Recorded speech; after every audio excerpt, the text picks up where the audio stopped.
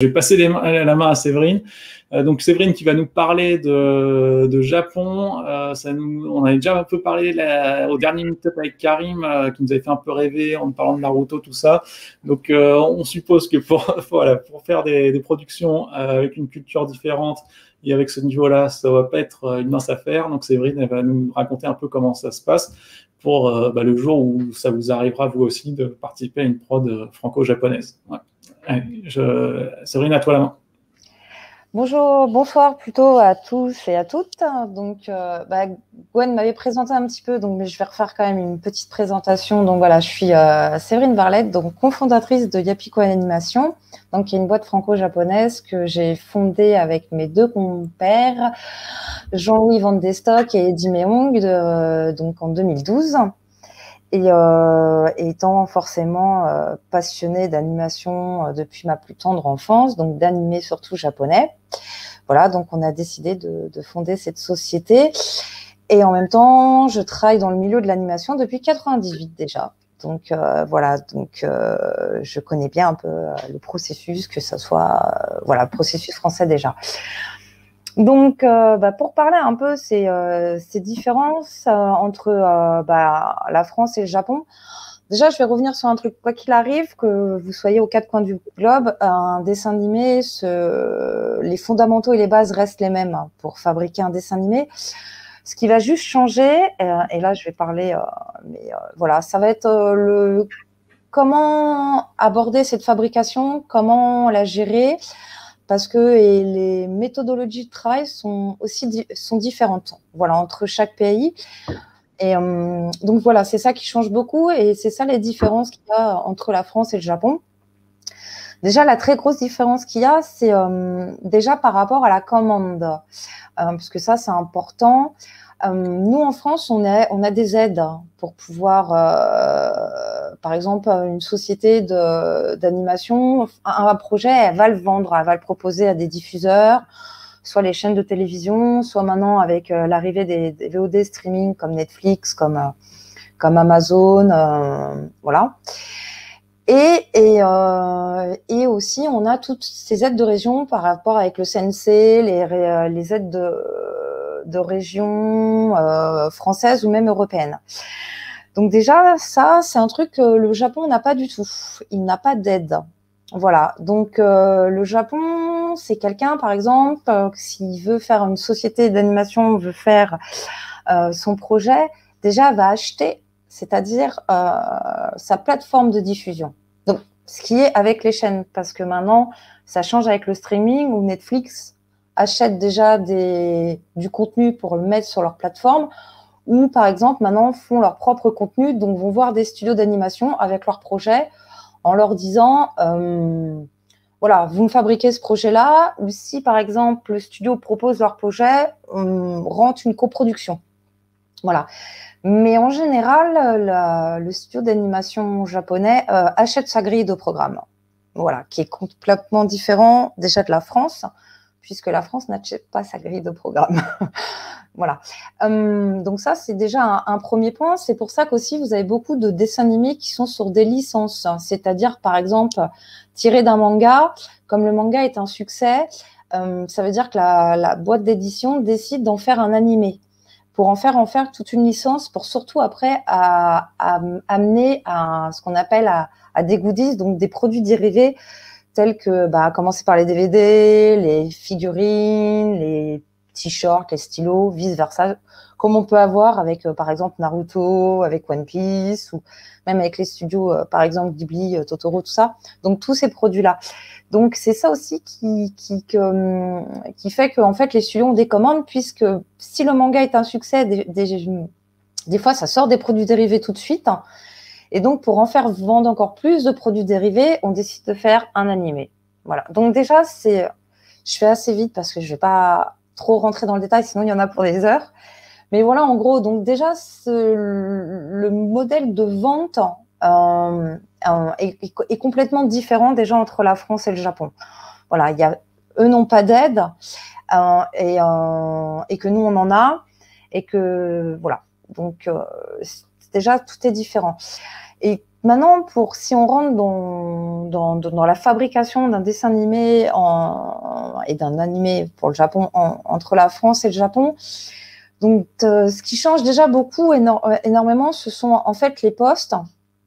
Et surtout, le plus gros, c'est que ça paraît pas, mais je vais surtout parler surtout de l'animation 2D, donc ce qu'on appelle traditionnel. Il faut savoir que la plupart des animés qui sont faits en 2D au Japon sont encore à 80% papier, alors qu'en France, on est passé complètement au numérique. On ne fait plus de papier. Donc voilà, donc ça, c'est la plus grosse différence entre la France et le Japon. Et donc, c'est vraiment on va dire, le fait que ça soit fait sur papier, ça prend énormément de temps sur la méthode de fabrication. Voilà. Donc, parce que forcément, au niveau des échanges, au niveau des validations, tout est sur papier. Donc, on en est quand, par exemple, on reçoit un plan d'anime au Japon, alors que nous, il est fait, par exemple, on va dire sur TV Paint ou sur Animate en 2D Vecto. Bah, ça va vite, c'est qu'on a le logiciel, on fait nos retakes sur des petits layers, machin, où on corrige par-dessus, et hop, après, on envoie l'animateur qui va corriger. Au Japon, ça veut dire qu'on récupère la pochette en papier, donc tout est, voilà, on slide avec la petite barre à tonneau et clac, clac, clac, clac. Et donc, si on a une correction, eh ben, ça veut dire qu'il faut qu'on scanne tout à la main. Si on veut tout déjà quand on reçoit la pochette en papier, il faut qu'on la scanne déjà pour savoir si ça fonctionne bien. Donc, on revient un peu à l'ancienne avec le bon titre. Et on scanne chaque dessin qu'on met après sur Bécam pour voir si ça fonctionne bien. Et puis après, dans ces cas-là, le chef animateur refait la correction sur papier pour pouvoir après l'envoyer à l'animateur. Donc ça, c'est un truc vraiment à prévoir dans nos plannings de production, puisque c'est vraiment un sacré boulot, mais c'est surtout que ça prend énormément de temps sur le planning, puisqu'en grande majorité, les animateurs japonais déjà sont en freelance. La plupart travaillent chez eux et travaillent avec plusieurs studios japonais. En même temps, ils ne sont pas forcément dédiés à un seul studio, hormis les postes importants où eux ne bossent que sur le même projet et pour un seul studio. Alors que nous, en France, par exemple, nos animateurs, ils sont sur toute la durée du projet et sur un seul et même studio. Alors après, il y en a un petit peu à côté qui font du freelance, mais en général, c'est très rare. Ils bossent vraiment que sur un seul et même projet, pas comme les animateurs japonais. Donc déjà, ça, c'est un gros... C'est énorme parce que, par exemple, nous, au niveau de la production, par exemple, si je parle en France, on a une directrice de production, on a une chargée de production et on a une assistante de production. Au Japon, nous, on a 3 personnes. Eux, ça peut être doublé, triplé, voire quadruplé en fonction. Puisque, par exemple, une chargée de prod, par exemple, avec, comme on a pu voir dans un animé, va chez les animateurs récupérer les pochettes, parce que s'il y a du retard, et avec sa petite voiture ou son petit vélo, va récupérer les pochettes pour les amener au studio. Donc, des fois, nous avons des chargés de prod qui sont dédiés à certains animateurs ou sinon dédiés à un épisode où il y a plusieurs animateurs et elle s'occupe que de ça. Et après, on a une chargée de prod pour le planning et vice-versa. Donc, voilà. Vraiment, le papier, c'est un truc vraiment qui prend énormément de temps et qui est vraiment une très grosse différence, qui est forcément une différence par rapport à la France et forcément adaptée déjà budgétairement et au niveau du planning de gestion. Et ce que je parlais aussi, tous ces postes importants, par exemple, nous, en France, par exemple, on a un réal pour un seul et même projet. Au Japon, on a un réal, mais après, on a par exemple ce qu'ils appellent un peu des etchutsu, metteurs en scène, qui va être le réal d'un épisode. Alors, par exemple, si on fait 13 épisodes de 26 minutes, ça se peut qu'on ait 3 ou 4 etchutsu parce qu'ils vont se partager les épisodes.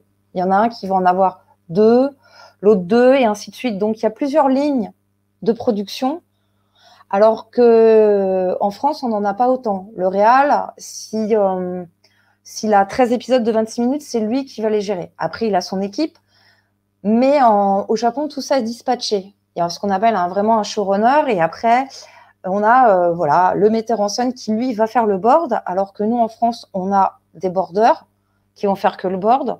Des fois, ça arrive qu'il y a des boarders aussi au Japon, où là, on a besoin. Mais en général, voilà, je reste dans la globalité et dans la généralité de comment ça fonctionne en grande majorité. Donc voilà, donc ils ont un Etchutsu, et après, ils ont aussi ils ont plusieurs superviseurs d'anime. Donc, je m'explique. Puisque nous, en France, on a en général, alors ça arrive, on a ce qu'on appelle un lead anime, donc layout posing, et un lead animation. Donc nous, au Japon, on a ça aussi, effectivement. Donc ce qu'on appelle, c'est un lead genga, et après on a un lead doga shiage. Donc doga, c'est c'est les inters et le clean, et shiage, c'est la couleur. Voilà. Et donc, non, parce que, ah oui, effectivement, on a un lead doga et on aura un lead shiage côté Japon pour la couleur, effectivement. Mais par exemple, en France, où ça arrive en grande majorité, on a des fois qu'un lead, un lead qui va en même temps s'occuper un superviseur d'animation qui va s'occuper complètement de l'animation en général, avec l'aide du réal et l'aide du premier assistant réal. Voilà. Alors que non, au Japon, vraiment, les postes sont très importants, la hiérarchie est très importante aussi. Et donc, c'est un truc qui fonctionne, qui roule depuis des années, et donc ça ne change pas. C'est vraiment important. Donc, parce que vraiment, il y a l'animateur qui va faire que le genga, donc lui qui ne fera pas du tout les inters et qui ne cleanera pas du tout son anime. Voilà. Et après, on a les intervallistes qui, eux, vont cleaner et faire les inters, en repartant du plan qui a été fait par l'animateur. Mais par exemple, ce qui a aussi une différence au Japon, et ça c'est à prévoir aussi et qui est différent de la France, c'est que par exemple ce qu'on appelle le layout BG, donc qui est le décor derrière l'animation, c'est que par exemple c'est l'animateur, le genga au Japon, qui va le faire, qui va faire une petite base, qui va poser sa perce pour pouvoir après faire son layout anime, alors qu'en France, on a un layout BG qui va faire ça. Ça veut dire un déco qui va faire le décor trait qui est repris d'après le storyboard. Donc là, on a toute une équipe qui est dédiée à ça, alors qu'au Japon, par exemple, l'animateur va faire ça. Donc c'est à prendre en compte pour l'animateur. Et après, effectivement, on a aussi toute la team après qui va arriver au Japon, où là, eux, va faire ce qu'on appelle vraiment les décors de prod. Ça veut dire qu'il y a le storyboard, vous avez une petite case et derrière, il y a un petit décor.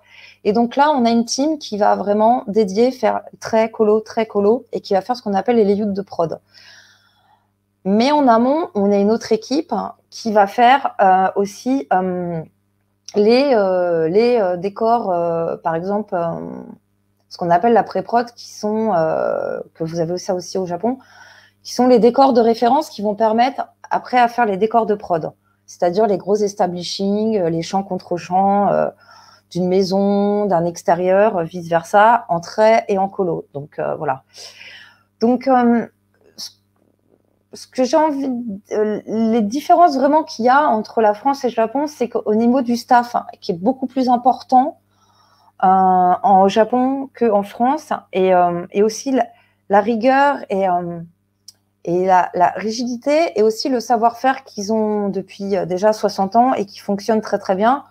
Donc, je pense que, comme le Sakuga, la façon aussi de fabriquer l'animation, où en France, depuis plusieurs années, on se l'approprie aussi, effectivement, parce que c'est vraiment intéressant d'avoir au niveau du gain de temps, forcément, d'animer à 12, voire 8 frames, et des fois même un peu moins à 6 frames. Et au final, ça fonctionne tout aussi bien et l'anime est tout aussi belle. Donc, voilà, ça, c'est un gain de temps vraiment aussi à prendre en compte, et qui fonctionne vraiment très, très bien au Japon, mais voilà, qui est à prendre aussi dans le pipeline de gestion de production. Et aussi, ce qu'ils ont aussi au Japon, j'espère que je m'éparpille pas trop. J'essaye d'être un peu cohérente. Désolée un peu si je m'éparpille. Mais et voilà, c'est aussi apprendre, par exemple, qui est important et qui va être sur toute la durée de la fabrication. C'est ce qu'on appelle, c'est ce qu'on avait nous avec, ce qu'on a à Yapiko avec Shimizu-san, qui est en fait le créateur, l'animateur et en même temps le créateur des personnages. Va aussi, ça veut dire qu'après va gérer toute l'animation, on va dire, des personnages. Ça veut dire ça à prévoir dans le pipeline de production qu'on n'a pas du tout en France. C'est-à-dire que nous, en France, on a notre designer qui fait ses designs et puis pouf, et après il s'en va.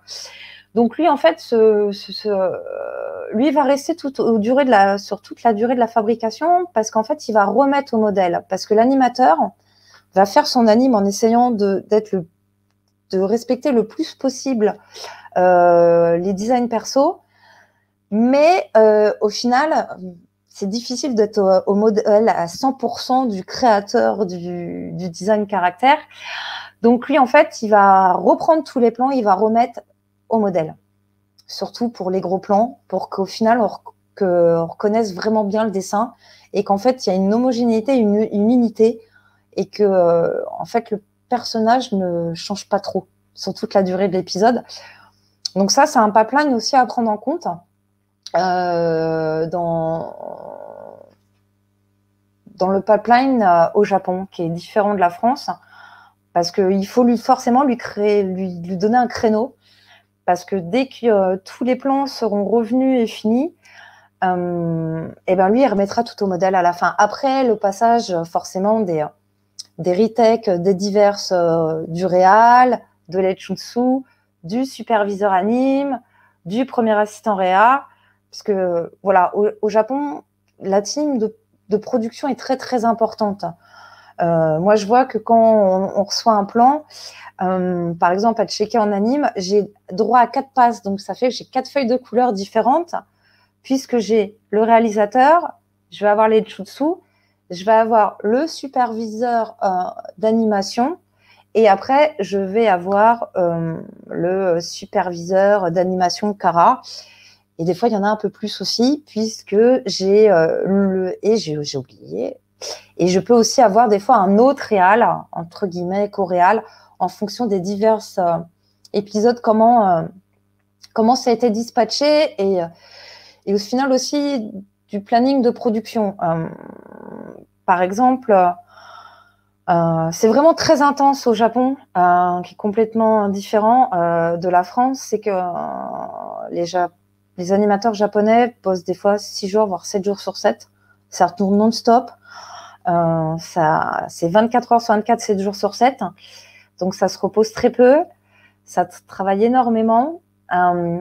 Donc, avec des deadlines très tendus. Moi, je me suis vue travailler, finir un épisode et 2 jours après, il était diffusé. Donc, vraiment, c'est un rendement qui est très intense, alors qu'en France, qui est complètement différent. On a quand même un peu on a le temps. Voilà. Mais au Japon, c'est que comme la chaîne, en fait, s'il y a du retard et comme en fait le studio a acheté sa chaîne, ça veut dire que le jour où c'est diffusé, il faut vraiment que l'épisode il soit diffusé. Il y a pas de retard. Donc ça veut dire que le retard, il faut qu'on le rattrape en interne au sein du studio. Donc là, ça veut dire que toutes les forces sont décuplées et donc on bosse énormément et ça c'est à prévoir aussi. D'où parfois beaucoup d'équipes de prod et d'où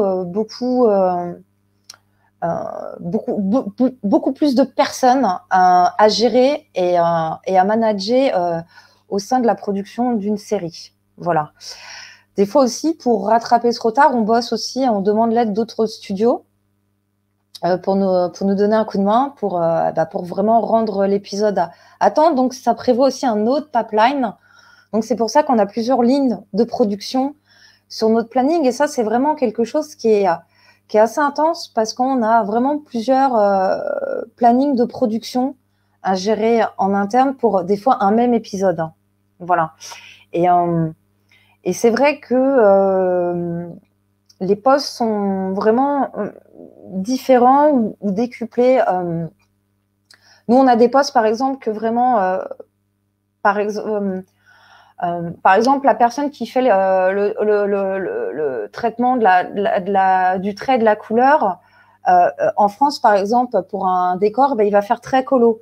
Au Japon, non, il y a vraiment le trait et la colo. Donc, des fois, ça arrive que les deux fassent trait colo, mais en général, vraiment, il y en a.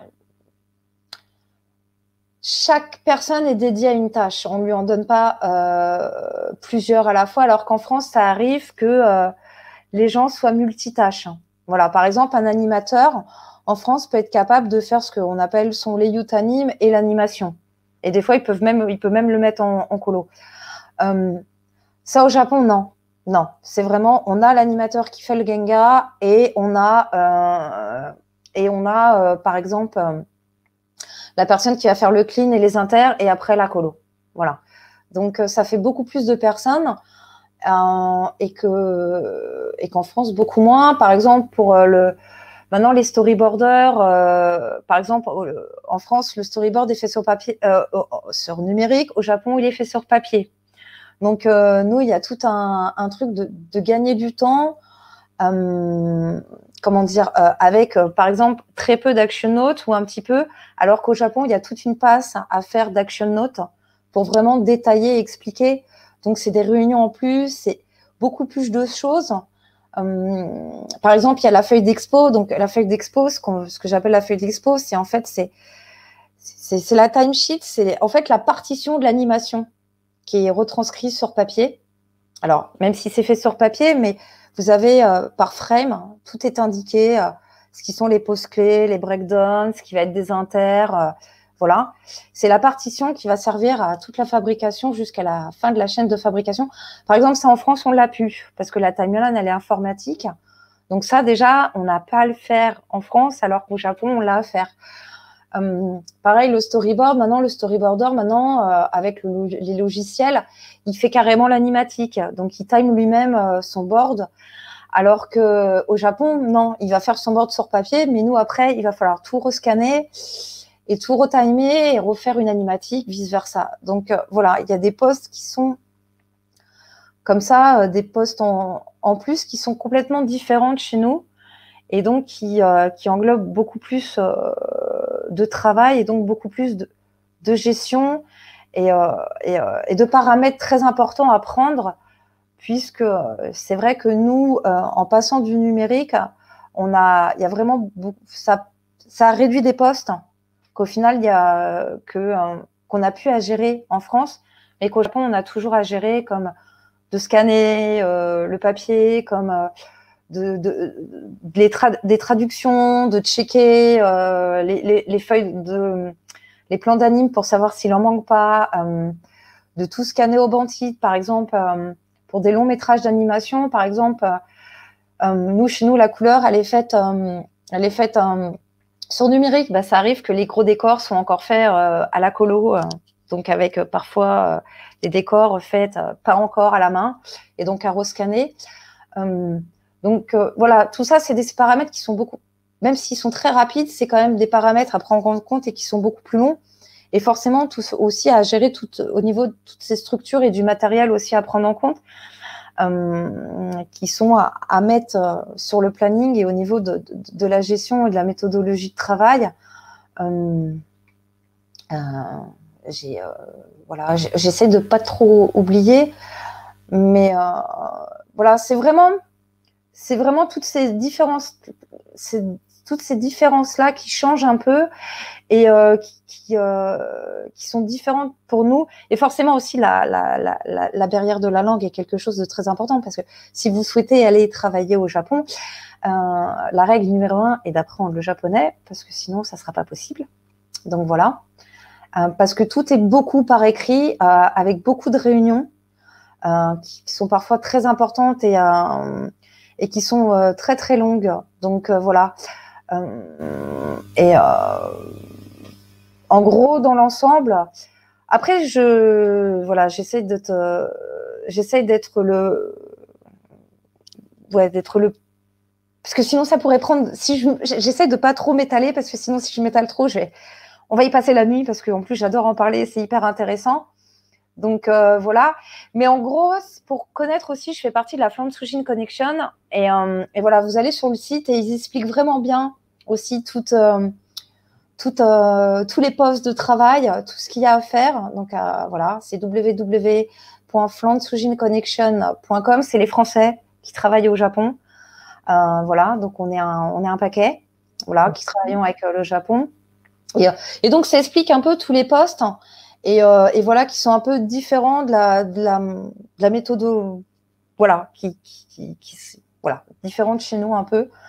Donc j'espère que ça va être. Ouais, c'est effectivement, c'est un gros sujet. Enfin, c'est déjà super intéressant tout ce que tu as dit. Je pense qu'effectivement, il y a des tonnes de choses encore à ajouter.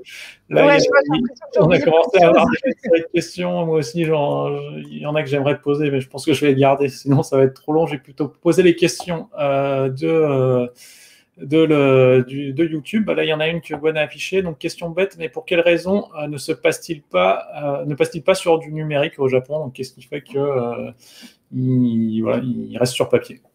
Alors, question très importante. Alors, il commence à passer en numérique parce qu'en fait, on a bossé pour un studio Signal MD avec Camille Yamasan pour le long métrage d'Elona Hime, où là, en fait, on a fait sur TV Paint.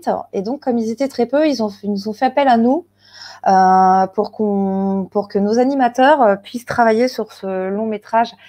Alors, pourquoi ils s'y mettent pas? Parce qu'en fait, la vieille génération d'animateurs est tellement rodée sur papier qu'ils sont encore beaucoup plus rapides sur papier, et de passer sur numérique leur prendrait énormément de temps. Donc je pense que c'est un truc qui va arriver petit à petit, mais qui va prendre énormément de temps, et je pense surtout avec la nouvelle génération d'animateurs qui va arriver.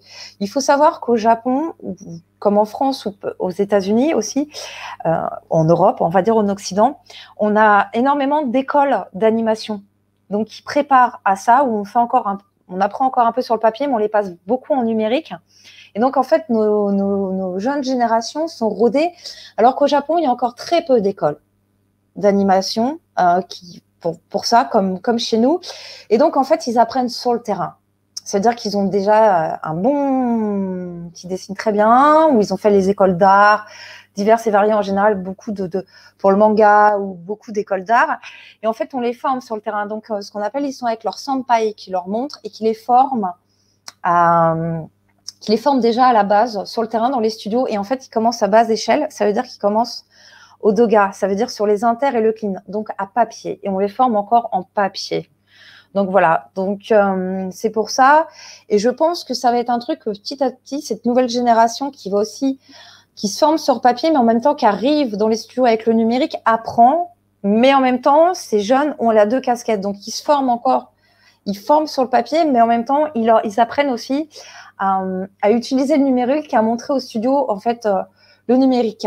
Voilà, c'est pour ça que je sais que nous, ils font beaucoup appel à nous aussi pour voilà, et les animateurs japonais qu'on a au studio aussi, on les forme au numérique parce qu'ils sont curieux d'apprendre, mais ils sont vraiment encore trop rodés et tellement trop rapides, et ça fait tellement des années que pour eux ils prendraient trop de retard à passer sur le numérique, et ils seraient beaucoup plus rapides sur le papier. Okay, je passe à une autre question. Je pense qu'on va en prendre une encore après, et ensuite on passera à la suite, parce que sinon ça fera un peu beaucoup d'attente pour Marion. Donc là, la question c'est qui tombe sous le sens, hein, c'est quand du coup, quels sont les temps de fabrication dans ces conditions où il y a beaucoup plus de gens impliqués, et comment on fait pour gérer une équipe, une communication efficace avec une équipe aussi multiple et éparpillée, pour reprendre les termes de Céline. Enfin voilà, quand on a autant de monde comme ça, qu'avec des freelances qui sont sur plusieurs projets en même temps, hein, etc. Comment est-ce qu'on fait pour gérer la communication? Et je rappelle la première question, combien de temps du coup ça prend pour faire un épisode? Alors, combien de temps ça prend pour un épisode? Donc ça va varier en fait de l'épisode. C'est pareil en France. En général, je vais tourner, si on se dit par exemple pour un épisode de 26 minutes, en général, c'est 12 semaines pour faire l'animation. Je vais rentrer dans entre 12 et 16 semaines en fonction, pour faire un épisode de 26 minutes, juste l'animation. Hein. Et à titre de comparaison, ça prendrait combien de temps en France, hein, pour faire si on peut vraiment, je sais bien que c'est pas le même genre de rendu à la fin, mais Qu'est-ce que ça donne en France? En fait, on est à peu près pareil. Après, ça va dépendre. C'est que là, c'est difficile. Je vais rester dans le truc de dire qu'on est entre 12 et 16 semaines pour faire un épisode, par exemple, de 26 minutes en animation. Voilà. 2D ou 3D en fonction. Après, ça va être toute la préparation en interne, comment elle va être faite, toute la gestion et comment s'y est pris, toutes les anticipations qu'ils font. Voilà. Je sais que, par exemple, au Japon, on s'est retrouvé à faire un épisode de 26 minutes en 5 jours. Voilà. Parce que avec trop de retard, trop de machin, donc là, on accélère. Donc là, ça veut dire, comme on disait, on est en mode 24 heures sur 24, flux tendu. Et donc, le fait qu'ils soient éparpillés, c'est pareil. Pour eux, c'est une méthodologie qui est bien rodée, d'où des personnes qui sont dédiées. Ça veut dire qu'en fait, pour pas perdre de temps, l'animateur ne va pas au studio, c'est nous qui allons à l'animateur. Donc, c'est pour ça ce qu'ils appellent chez nous, c'est des chargés de prod, ce qu'on appelle là-bas des Shinshaku Shinko. Excusez-moi, j'ai même Shinshaku. Oh, j'ai du mal à le dire, j'ai du mal à parler ce soir. Voilà. Et donc, en fait, qui sont dédiés et qui passent leur temps, en fait, à aller chercher les pochettes, à les ramener pour faire l'Iritech.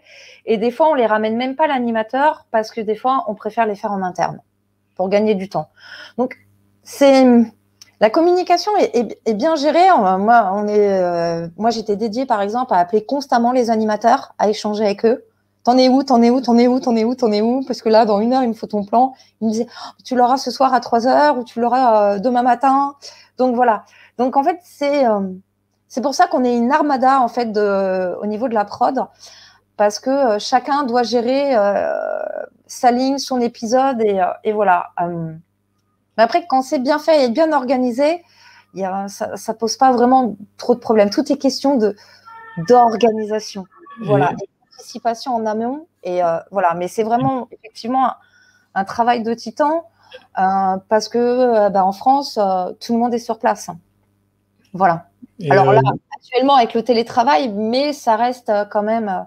au niveau de la communication, du coup, vous avez des outils spécifiques ou c'est par téléphone, par mail, comment Alors, par mail, par Skype, par téléphone, pour certains en fonction, comment ça va réagir. Eux, ils sont très sur Messenger.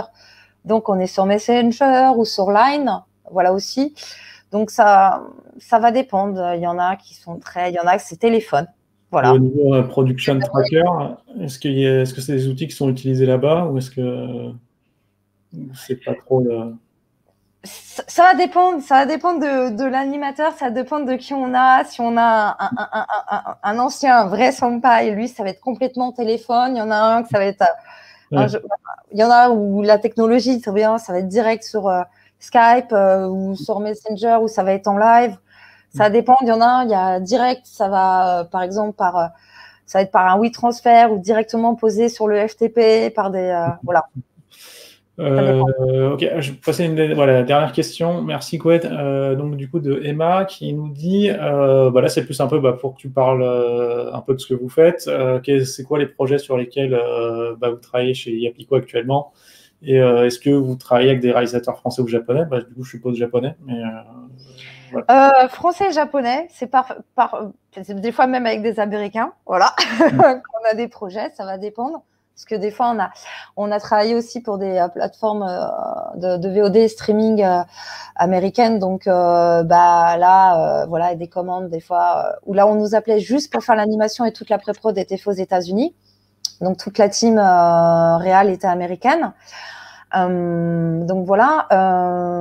Après ça, c'est un autre truc, par exemple, aussi adapté, c'est que par exemple, si le projet vient de France ou vient des États-Unis et qu'il y a déjà un réal, ce que je disais, on va être obligé d'avoir un co-réal japonais parce qu'en fait, ils peuvent pas s'adapter à un style occidental. On est obligé de réadapter à un style japonais. Comme vous pouvez le voir dans les animés, il y a un style quand même qui est très généralisé, qui est quasi toujours le même. Donc, ils sont pas encore dans la capacité de pouvoir s'adapter à un autre style que nous, qui est la force en fait qu'on a en France, c'est qu'on est capable, nos animateurs, d'être capable de faire un style américain, un style français, comme avoir un style aussi japonais. Alors qu'au Japon, ils sont incapables. C'est japonais, japonais.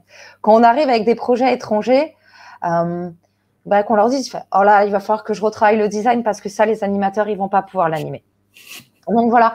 Donc ça va vraiment dépendre. Là actuellement, là on a fini avec la situation actuelle avec le Japon. Là on a fini tout ce qu'on avait à faire. On est en pourparlers sur d'autres productions actuellement. On attend. Voilà. Donc là on travaille sur nos propres projets à nous personnels. Donc forcément avec des animateurs des quatre coins du globe. Donc japonais, français. Et donc pour l'instant là les réalisateurs sont plutôt français au sein de Diapico puisque c'est les projets de Diapico.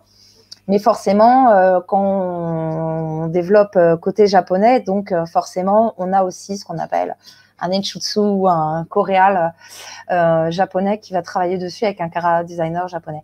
Donc voilà. Et voilà. Ok. Bon, il y a encore plein d'autres questions qui me viennent en tête. Je pense que tout le monde a envie d'en poser plein, mais là, le temps file et Marion va s'impatienter.